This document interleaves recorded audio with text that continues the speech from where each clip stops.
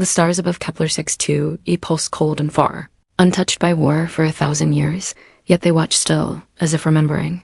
The surface of the ancient alien ruin breathed faint heat into the ice-glass air, a whisper of forgotten things. The girl's body, if girl even applied, was nearly motionless where she lay on the shattered marble dais, half buried beneath vines of oxidized metal. Her skin, silver with an undercurrent of blue, cracked in places like porcelain drained of warmth, but her eyes still flickered open every hour, just barely, as if some part of her refused to die.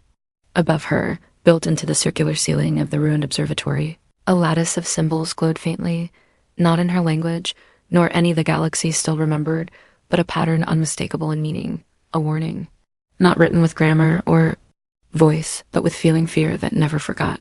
She had waited so long here, they had called her a ghost, the last sentinel of a dead race. Unmoving for centuries, spoken of in hushed legends passed between scavenger crews and rogue cartographers. The girl who waits for war that already happened, they said. She's the echo, she's the end. None stayed long enough to test that. Until Earth came.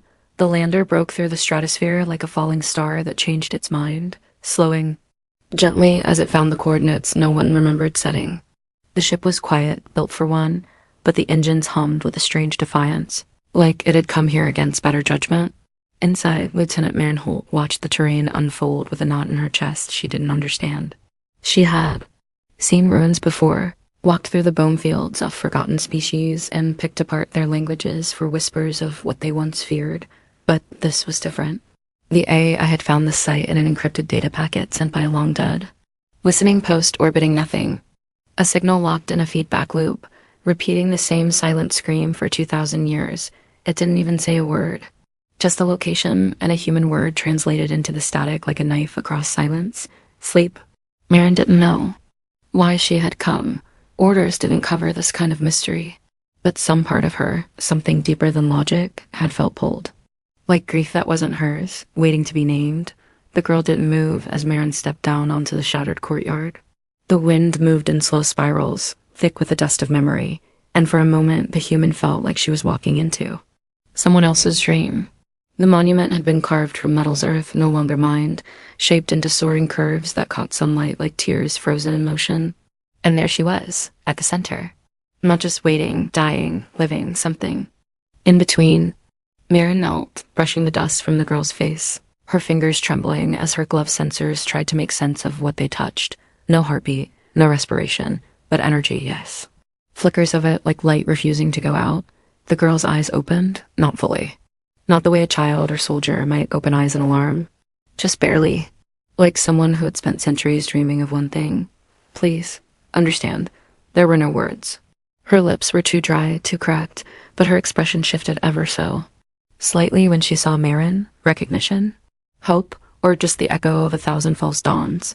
Suddenly, the symbols on the dome above flickered. Brighter now, urgent, the ruin was not dead. The machine buried beneath it, the one that had kept the girl alive this long, had noticed the human. It responded with renewed pulse, like a forgotten heart trying to beat once more. From far below, a low vibration traveled up the walls deep, and resonant, as if the planet remembered its own funeral, and was trying to speak one last time. Maren turned slowly, her breath catching in her throat. She had heard similar frequencies before, not warnings.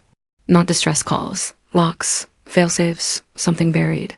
The girl's hand twitched. Maren reached out and took it, cold, almost brittle. But as their hands touched, something happened, not in the physical sense, but like two rivers finally flowing toward the same sea. The ruin's heartbeat steadied, the light changed, and somewhere deep beneath their feet, mechanisms a million years old began to wake. Maren didn't speak. She couldn't. Her throat felt like sand, and her mind raced with questions she didn't yet know how to ask.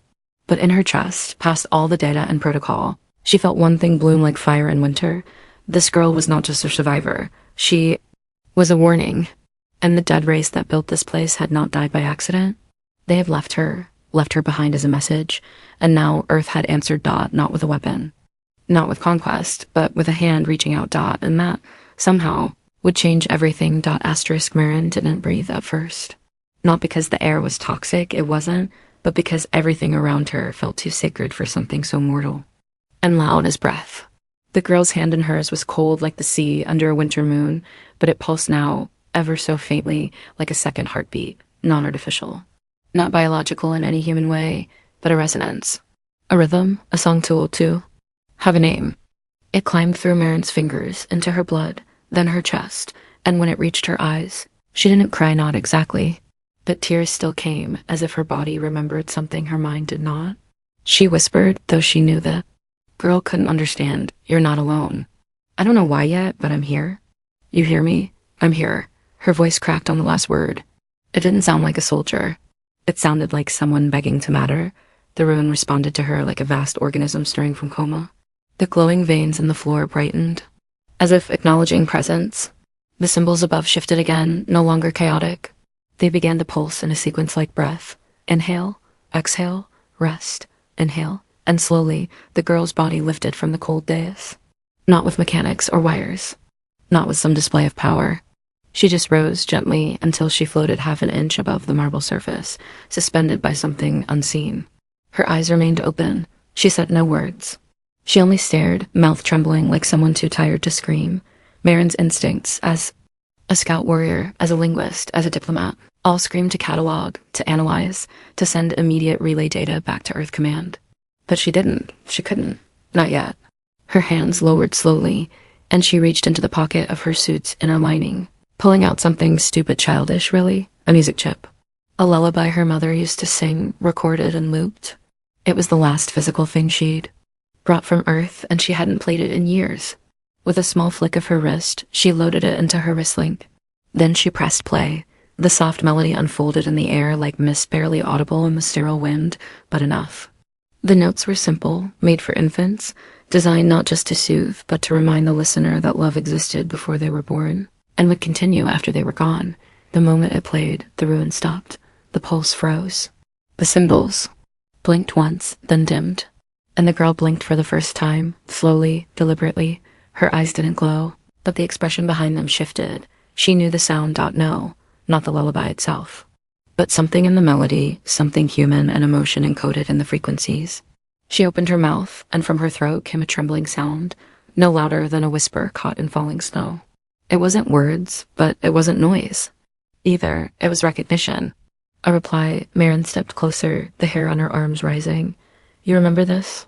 She asked softly, her voice like a parent coaxing a frightened child from beneath the bed. Not the song, maybe, but the meaning. She placed her hand over her chest and whispered, Peace. You're safe now. I'm not here to harm you.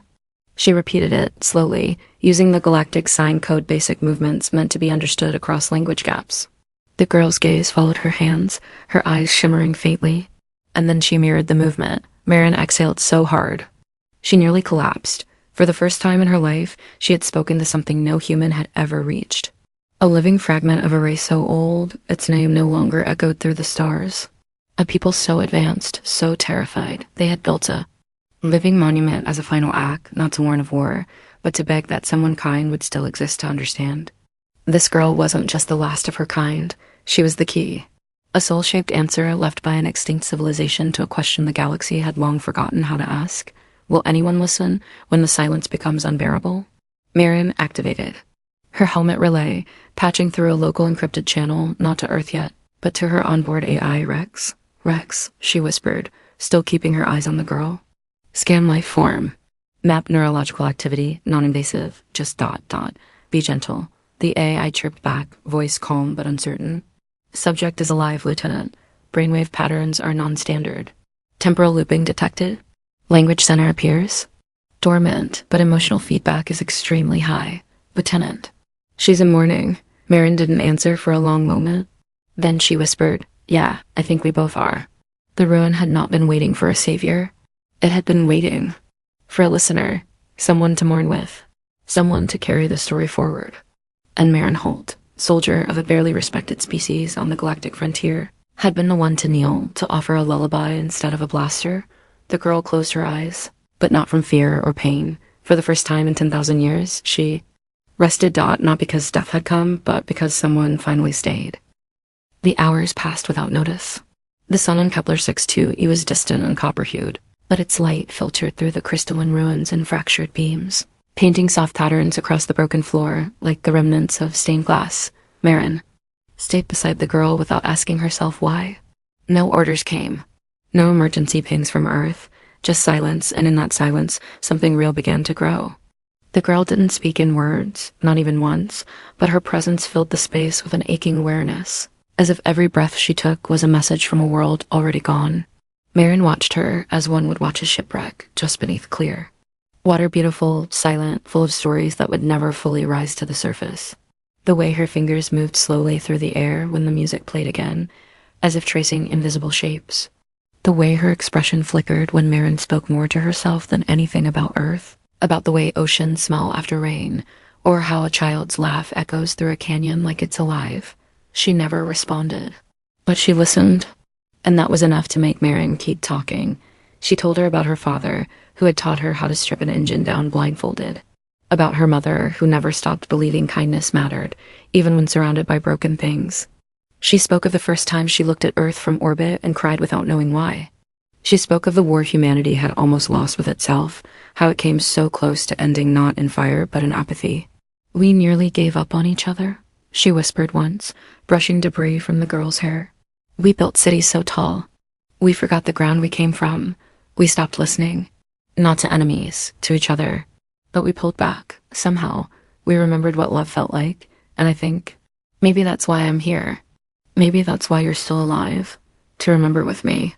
The girl placed a hand to her own chest, then right where her heart would be. Her expression softened, and Maren gasped, not because it was dramatic, but because it was so human. It was a child's gesture, a mimic, maybe, or maybe not. Maybe something deeper. The girl reached toward Maren's chest in turn, hesitated, then touched the armor plate softly. Not the kind of touch meant to measure strength, but to feel life. That touch undid something in Maren. She let the suit retract at the neck, and collarbone, warm air met skin. The girl's fingers trembled as they brushed against her pulse, and for a second, Maren saw something flash in those ancient eyes. Not power. Not logic. Recognition. As if a memory long buried had been stirred back to life. A pulse she had once known, but forgotten. An echo. Suddenly, the ruin responded again, not violently, but deeply. Like a bell struck in an underwater cathedral. The floor vibrated, and the glyphs along the walls shifted color from pale blue to something deeper. A bruised violet, mournful, honoring. The air filled with tiny lights, drifting motes of bioluminescence that rose from the cracks in the floor. They were not machines, not data packets. They were memories. Maren could feel them, not see them as clear images, but impressions, waves of sorrow and beauty and silence and fear. She staggered back, gasping, her mind flooded not with language, but with emotion so intense it felt like drowning. She saw a city of towers strung with light, nestled under rings that shimmered in the sky. She saw people tall, elegant, glowing faintly, walking hand in hand under artificial stars. She felt peace, not sterile and cold, but joyful and loud, full of dance and music. Then she saw it end, a darkness spreading like oil over water, shapes that did not move like anything born of life, screams without sound. A last stand built not from defiance, but desperation. It could not fight what had come, only delay it. And in their last hour, they gathered what remained of their minds, their culture, their soul, and they placed it into her not to win, but to be remembered. Maren fell to her knees. The lights faded. The emotion lingered. The girl came to her, kneeling in turn.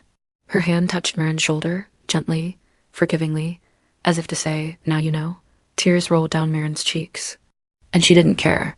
She was supposed to be composed, a soldier, a symbol of post-war unity, but she had never felt so small and never so needed. "You carry all of them, don't you?" she whispered, wiping her face. "You're not just one person. You're millions. You're their last voice. And they trusted you to wait, to be found." The girl blinked slowly, and her hand returned to her own chest. Then she pointed upward, through the broken dome, toward the sky, not toward stars, toward something coming, something she had been watching for. Maren followed her gaze. Her suit scanner buzzed, movement in the upper atmosphere. A shadow crossing behind the planet's far moon. She looked back to the girl, heart racing. The girl did not look afraid. She looked ready. And Maren somehow was no longer alone. The darkness above the planet thickened not with clouds, but with something older and colder than any storm. The scanners on Maren's suit crackled with strange interference waves of radiation that didn't match any known profile. A static so deep it seemed to bend gravity, twist sound, reach through the skin into the bones like fingers looking for memory. She stood slowly, helping the girl to her feet, though the girl barely needed help now. Her body, though still fragile, seemed steadier, as if proximity to another living mind was strengthening her, stitching together the fractures that time and sorrow had carved into her soul. They turned together to face the open sky, though the dome had no roof anymore. The stars beyond it blinked uncertainly, as if something vast had brushed against the edge of the universe and left it shivering. Rex's voice echoed in Maren's ear, but distant, strained, like a whisper underwater. Unidentified mass approaching. Not a vessel, no propulsion signature, no energy emissions. It's not flying, Lieutenant. It's falling. But it's guiding itself. Maren swallowed hard, glancing at the girl. She knew this. She's been watching for it. The girl said nothing, but her expression deepened into sorrow more mature than before, aged in a single breath. Her hand reached out, and her fingers traced a shape into the air, glowing softly with residual energy, a circle with a jagged edge cutting through it, like a planet cracked from within. Maren stared at it. Then the realization struck her like ice water poured down the spine. This wasn't just a ruin. It was a vault, a warning beacon, and the girl? She hadn't been waiting to be rescued. She'd been waiting to warn. Someone before the thing that killed her people finished the job. The lights in the chamber changed again, this time turning red, not alarm red, but something older, something sacred. A color of mourning and memory, of time unraveling. The pillars lining the ruin's heart began to hum, each one projecting flickering holograms of creatures long vanished tall, elegant beings with eyes like moons, working together in great halls of light. Then the scenes darkened. The halls filled with smoke. The sky turned to ash. Shadows descended, not ships, not soldiers, absences, things that bent light around them, that moved like thoughts unfinished. They didn't kill for resources. They didn't negotiate. They didn't rage. They simply erased. Planets, cultures, minds. The holograms flickered, then distorted, turning into static before dissolving completely. The message was clear. These were not conquerors. They were endings. And one of them was coming here. Maren's knees buckled, but she didn't fall. They're still out there, she whispered. We thought the galaxy was quiet because civilizations burned themselves out. But it wasn't entropy. It wasn't time. It was them. She turned to the girl. You weren't abandoned. You were left behind because your people knew no one would believe until it was too late. So they made you the proof. The soul of a species who saw the darkness coming and tried to scream into the void. The girl didn't nod. She didn't need to. Her face held grief too large for gesture. Maren stepped closer to her. But why now? Why here? Why Earth? A tremor rippled through the floor, slow and deep, like the breath of something waking far beneath the surface. Then the girl placed both hands on the stone pedestal at the center of the ruin, and the entire floor became transparent, revealing a subterranean vault vast beyond imagining. Inside were not weapons, not defenses, but seeds. Tens of thousands of glowing spheres, each holding what Maren now recognized as mind prints. Cultural data, genetic blueprints, souls, saved before annihilation.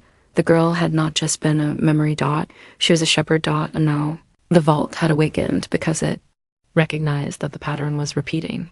Another species had reached the same level of advancement. Earth had started transmitting farther, building faster, climbing too close to the edge of the map.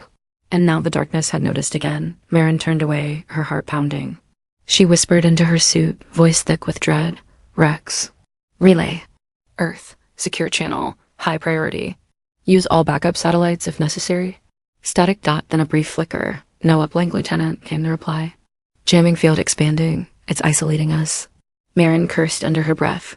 We're already in the shadow. She looked at the girl again, her own eyes suddenly brimming. You weren't waiting for help. You were waiting for someone worth warning. The girl looked back, and for the first time spoke dot not in language, but in sound. A note clear, rising, then fractured like a sob turned inside out. The ruin shook. The sky above shimmered as a shape broke atmosphere, vast, faceless, shifting. A blot across the stars, and through that single note, Maren felt it all. They're coming. You still have a choice, not to run, but to decide what kind of story Earth will leave behind. Asterisk, the sky was no longer a sky. It had become a wound-wide and bleeding darkness, its edges curling with light that died too quietly to scream. The thing descending over Kepler 62e wasn't a ship, wasn't even alive in any way that could be reasoned with. It was presence, ancient and formless, not designed to conquer but to silence. As it breached atmosphere, it made no sound. The clouds didn't part, they disintegrated. Color. Fled. The scanners inside Maren's helmet blinked red, white, then black, unable to calculate mass or velocity. Her AI Rex stuttered mid-sentence and fell silent. Even machine intelligence choked on what it saw. Maren turned to the girl, her voice ragged. You knew this was coming, you've seen it before. The girl did not look at the sky, she watched Maren instead. Her eyes shimmered with something that wasn't fear, but something worse. Resignation. She stepped forward and gently reached toward Maren's chest again, just above her heart. Her fingers hovered, glowing softly now, not with power, but with permission. In the space between them, the ruin responded with one final surge, columns lighting with pulses of golden memory. The vault beneath them stirred. The soul seeds, thousands of them, rose slightly in their cradles, humming together in a frequency that Maren could feel in her teeth, in her spine, in the marrow of her grief. They weren't just data. They were dreams, hopes, last words left. For someone who might never come dot, and now they needed a vessel. Maren staggered back, stunned. No, she whispered. No, you're not asking me to carry them. I'm just a scout. I'm not ready. I'm not. She stopped. The words tasted like cowardice, but the terror was real. I'll die if I try to take them all. There's no capacity in my suit, no ship, I'm alone. The girl finally spoke in something like language. Not exact, not words, but tone and rhythm shaped like meaning. Her voice was soft and distant, like a memory calling through a fog. Not alone. Never alone. Not anymore. Then Maren felt it something entering her mind, not violently, but like light warming frost. The girl was sharing herself not by force, but by trust. Opening the door to her memory, her pain, her purpose. Maren gasped as years no epochs flooded. Her thoughts. She saw the girl's childhood under a triple sun. Her first time flying with thought instead of wings. The laughter of her parents as they built stories from light. Then the silence. The long silence. Waiting. Hoping that some race would survive their own cruelty long enough to be worth reaching. Maren fell to her knees again. And this time it was not from fear, but from awe. I get it, she whispered, tears tracing the dust on her cheeks. I get it now. This isn't about fighting that thing. You can't fight it. You can't win. The girl knelt beside her, placing her hand in Maren's again. A memory passed between them, not a command, but a possibility. A small ship hidden beneath the ruin. Not built for war, but for escape. It could carry the soul vaults, barely. It had one pilot seat, one living interface. One chance. Maren looked at her, trembling. But you could fly it. It's your tech, your people. The girl shook her head slowly, then lifted her hand and showed her own chest, where the glow had begun to flicker. Her body had lasted too long. Her strength was nearly gone. She had not been preserved. She had endured. Not to survive, but to find someone. Maren stood, her voice breaking. You're asking me to leave you here, with that thing falling through the clouds. The girl didn't nod dot, she smiled, a sad, soft smile that said everything language never could. Maren turned toward the vault entrance as it began to open. Beneath her, the ship unfurled like a lotus in firelight, ancient, sleek, humming with stored memory. It was not armed, it was not fast, but it carried everything. A whole civilization's hope packed into one last whisper. The sky above them had begun to fracture. Black tendrils of non-light stretched downward, brushing the upper spires of the ruin. Everything electrical screamed in protest. Maren's suit flickered. The pressure in her ears rose like a scream trying to break out of her bones. She turned to the girl again. I'm scared, she whispered. The girl touched her hand to Maren's cheek and said clearly now, in a voice born of 10,000 years of waiting, then you are the right one. And then she stepped back into the ruin's heart, arms wide, facing the descending shadow without armor, without weapons. As if her final act was not to fight, but to stand. To be seen by the darkness as something that had waited and loved anyway. Maren stepped into the ship. The ramp closed, the sky broke, and a single human soul, wrapped in the memory of another race's dream, began to rise, not to run, but to carry the light onward. Asterisk, the ascent was not triumphant, it was a dirge.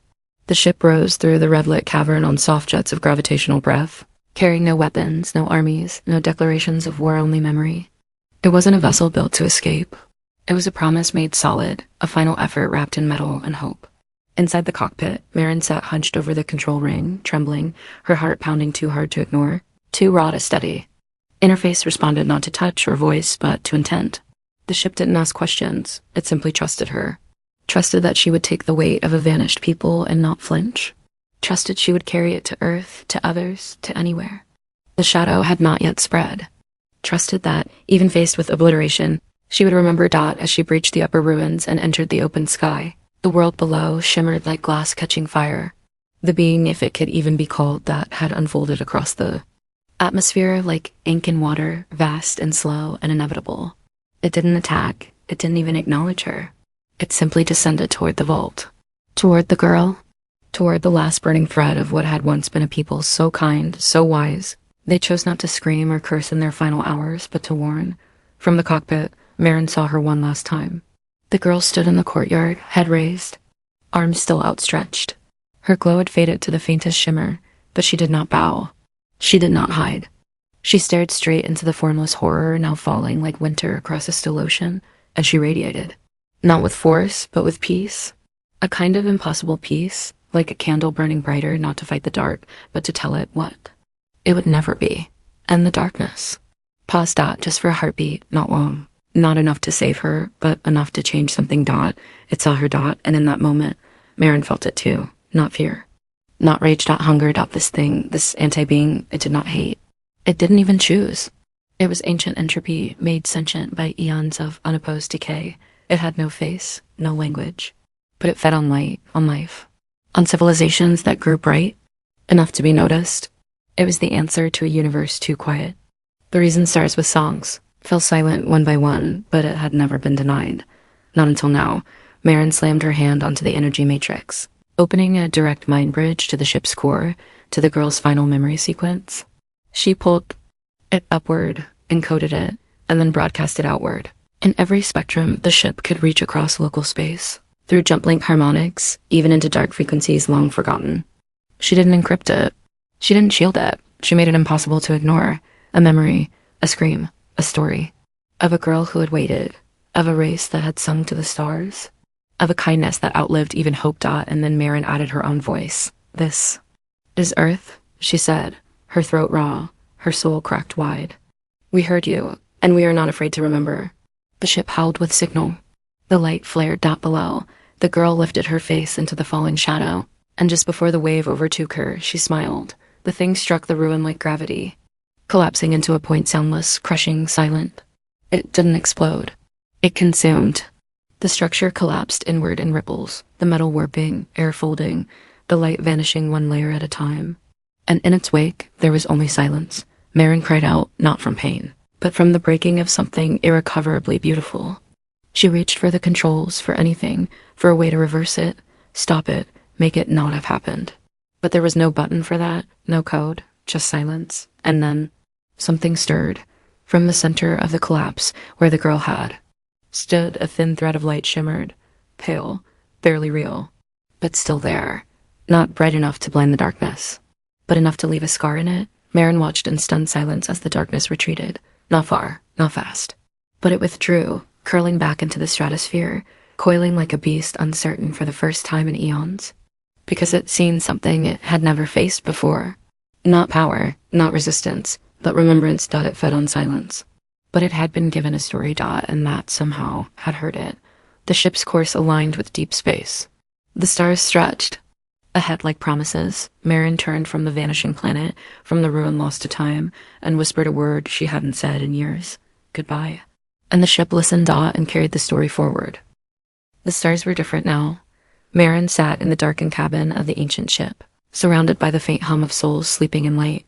The vault rested beneath the deck like a living heart, each memory, each song, each whisper of a life once, lived nestled in crystal light and digital dream. She couldn't hear them speak, not in words, but she felt them. Sorrow in the quiet vibration of the floor, laughter in the strange, flickering pulse of the energy around her, longing in the hum of the ship's breath. She wasn't alone, not truly, and yet she'd never felt such ache in her bones. The girl was gone. Kepler 62e had vanished from the visible star charts, cloaked behind a distortion field, the darkness left behind like the smear of blood across sky glass. Whatever had survived that collapse, if anything, was no longer something Maren could reach, but what she carried, that mattered now more than anything else in the known galaxy. The ship had no name, at least not in any human tongue. But in the dreams that sometimes leaked through the vault's resonance field, Maren began to understand its meaning. It wasn't named after a place or a person, but a concept, the last word spoken before surrender, Lathel. In the language of the lost race, it meant something like to hold love beyond death. There was no perfect translation, and maybe that was the point. Some things weren't meant to be turned into equations or syllables. Some things were meant to be felt. And as the vessel sailed into deep space, aiming for the coordinates of Earth, but taking the long way through the silence, Maren kept speaking. Every day, every hour. As if they were still listening, she told the vault about Earth, not just the cities and oceans, but the people, how humans still argued in public but helped strangers in private. How children laughed even in craters left by war. How old people watered gardens on dying planets because beauty should not be given up on, even when hope seemed impossible. She spoke about fear not as weakness, but as proof that something inside still mattered enough to protect. She whispered poems her mother used to recite, clumsy and tender. She played music. She recorded her own thoughts, not for command, not for duty, but so the dead would not feel forgotten, and sometimes, when she slept, she dreamed of the girl. They stood again in the courtyard beneath broken stars, saying nothing. The girl no longer looked like a ghost, but like something remembered, instead of mourned.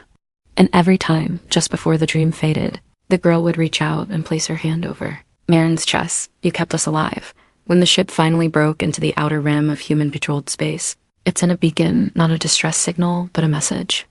It didn't contain coordinates or threat analysis. It carried a story, a memory, a warning shaped like a lullaby. Earth did not respond with weapons. They responded with silence, then with tears. And finally, with preparation, for the first time. In its history, humanity chose not to dismiss the past or defy it. They listened. They studied the vault. They wept for a race they had never known. And then they began building not warships, but libraries, not fortresses, but cathedrals of memory, designed not to fight the darkness, but to outlast it.